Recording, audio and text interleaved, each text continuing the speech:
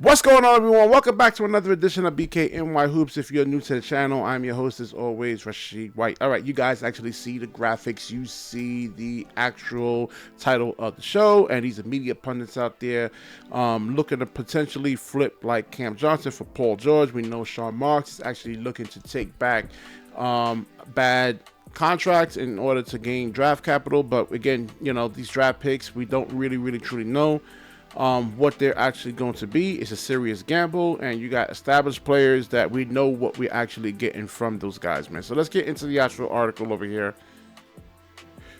And it's saying basically how the Brooklyn Nets can flip a Paul George trade into a top 3 pick. Now, y'all guys already know, if y'all follow the show, Ace Bailey is slated to probably be picked at number 3. And you know, he has, in my opinion, from the film studies I've actually done, one of the worst basketball IQs I've ever seen in the player. And that's not hyperbole or anything like that, man. I'll probably link those 2 videos I did into the comment section, and you can go look at it for yourself. All right, so it says Paul George, 35, signed with the Philadelphia 76ers last summer, and partnership was dysfunctional, dysfunctional to say at the least. He was limited to just 41 appearances. George, since the 21-22 season, and averaged just 16.2 points per game, his lowest scoring average in a decade. So he actually signed a 4-year, $212 million contract, and you're averaging like 16 points per game. Then that, you know, that's bench like let's say a guy that comes off the bench, or like a 3rd or 4th option. That's not a guy who you expect to, you know, lead your team into like a playoff series or even like going for a championship. So the article is saying, oh, it's not entirely George's fault. The 76ers was a mess as a whole last year, but now the 76ers could look to unload his 4-year, $211 million contract, and the Brooklyn Nets could be greatly compensated for assisting their Eastern Conference foe. And they say they do have a history when it comes to trading failed star acquisitions. Not that long ago, the 76ers sent Ben Simmons to Brooklyn for James Harden. That trade, both those trades didn't work out for either team right there. And it says the Nets would need to receive some sort of enticing draft package to take on George's contract. Brooklyn will be one of the most available cap spaces of any team this summer, so the financials will work out regardless. So they're saying, like, and you know, it goes over the trade details right over here. It says the 76ers received Cam Johnson and Paul George plus a number 3 pick, and the 8th pick actually will go to Philadelphia.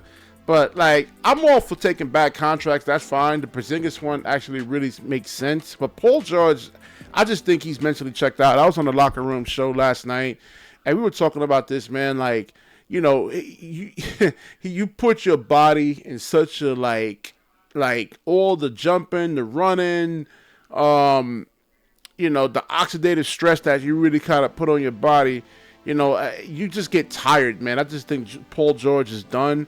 He has his $12 million contract, it says over here, and there's really no incentive for him to like go out there and just put the grind in. I don't see it, man.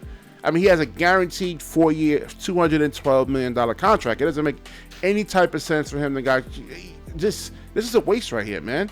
And yeah, you may potentially get Ace Bailey, but it's a serious gamble. We've seen number 2 and seen number 3 picks fall, right? Number 3 picks, let's say the number 1, 2, 3 pick, you're supposed to go out there and you're supposed to actually lead your team, go out there, score 20 to 25 points a game, make multiple all-star appearances, be the leader of a team. I just don't see that from Ace Bailey, man. You just compare him to like other players, other wings.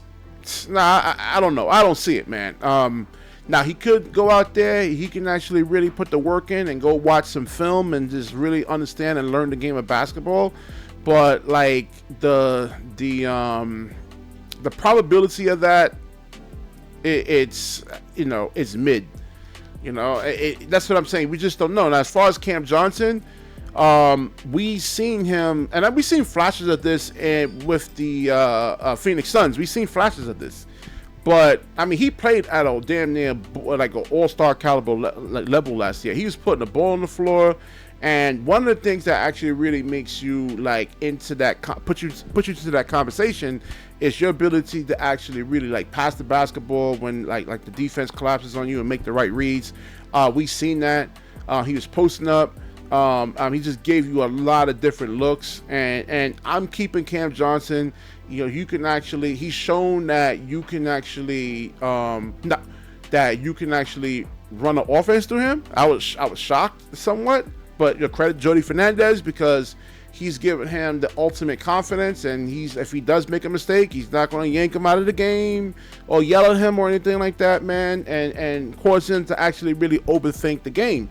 So, yeah, I'm keeping Cam Johnson. Shooters are extremely, extremely valuable, right? If you do get like one of these eighth pick here, they're going to need spacing around them. I don't know if they do pick a Noah Assange. I'm pronouncing his name right. My fault. But he's gonna need shooting around him. I'm not just getting rid of shooters, and I'm not getting rid of shooters who can actually just come off of screens, right, and move without the basketball. Like Cam Johnson's basketball IQ is really, really, really, really high, man. And it took him years and years and years to really kind of get to this point. I don't really, maybe the Colin Knippel kid, I got to do like a actual film analysis on him. But I mean, Cam Johnson is definitely better than him. So, and we've seen Cam Johnson able to like explode through contact and actually really like finish in terms of like, dunking on guys when possible.